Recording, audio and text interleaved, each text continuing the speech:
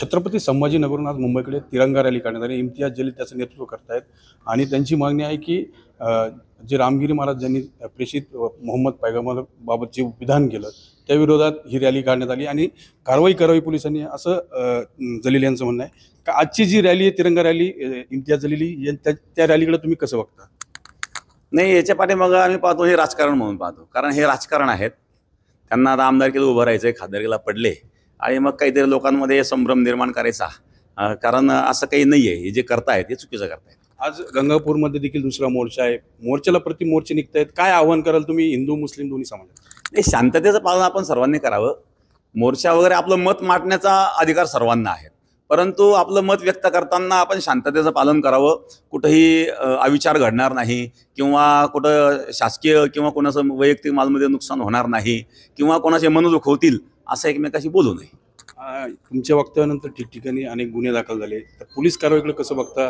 तुम्हाला वाटतंय की पोलीस कारवाई होईल किंवा मुख्यमंत्री ज्या पद्धतीने तुमचं पाठराखण करत कसं बघता? ते आम्हाला नोटीस वगैरे येऊन गेलेले आहेत आणि आता वकील लावून कार्यवाही सुरू होईल आणि ज्याप्रमाणे आता कायद्यानुसार जे होईल त्याची काही पूर्ण तयारी आमची आहे। जलील म्हणतायत की संविधान सर्वांसाठी सारखंच आहे, मग काही ठराविक लोक जे विखारी वक्तव्य करतात त्यांच्या विरोधातच कारवाई होत नाही, सरकार कारवाई करत नाही, त्यामुळे आज रॅली काढायची वेळ आहे। तो प्रश्न त्यांचा आहे, तो कायदे व्यवस्थापनाचा आहे आणि त्यांचा कदाचित कायदेकानून विश्वास नसेल। आमचा संविधानावर विश्वास आहे आणि आमचा आपल्या देशामध्ये असणाऱ्या न्यायव्यवस्थेवर विश्वास आहे। त्या विधानाकडे कसं बघता तुम्ही? दोनदा यापूर्वी माफी मागणार नाही असं म्हणाल होता, आज काय स्टँड आहे? नाही, माफी मागण्यासारखं काय, तिथं आम्ही काही चुकीचं बोललोय असं आम्हाला वाटत नाही। इतिहास आहेत, आता अनेक मौलानांनी सुद्धा जे आम्ही बोललो ते त्यांच्या मौलाना पण बोललेले आहेत, जाकीर नाईक सुद्धा बोललेले आहेत आणि त्यामुळं काही असं वेगळं आपण काही बोललो असं आम्हाला वाटत नाही। आता हे सगळं राजकारण आहे याच्यामध्ये। म्हणजे इम्तियाज जलील या सगळ्या गोष्टीचं राजकारण करतायत फक्त आमदारकीसाठी, असं तुमचं? हां, मला तसं दिसतंय, प्रथमदर्शी तसं दिसतंय। बाकी अंतर्गत त्यांचं काय असेल, कारण आता खासदारकीला निवडून आले नाही ते, आता त्यांना आमदारकीला उभं राहायचं आहे, त्यांना दाखवायचं आहे की मी मुसलमानांच्या पाठीमागे आहे, परंतु याच्यामध्ये जे भोळे भाबळे मुस्लिम आहेत ना त्यांना सुद्धा धोका होतोय।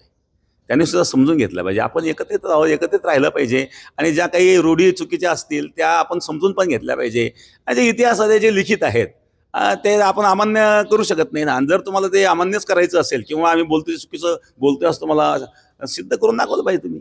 इम्तियाज जलील हे राजकारण करतायत, खासदारकी गमावली त्यानंतर आमदारकीची त्यांना इच्छा आहे, त्यामुळे कुठेतरी राजकारणापायी ते अशा पद्धतीची रॅली वगैरे काढण्याचा प्रयत्न करतात, असंच रामगिरी महाराज यांनी म्हटलंय। मनोज गाडीकर, TV9 मराठी, छत्रपती संभाजीनगर।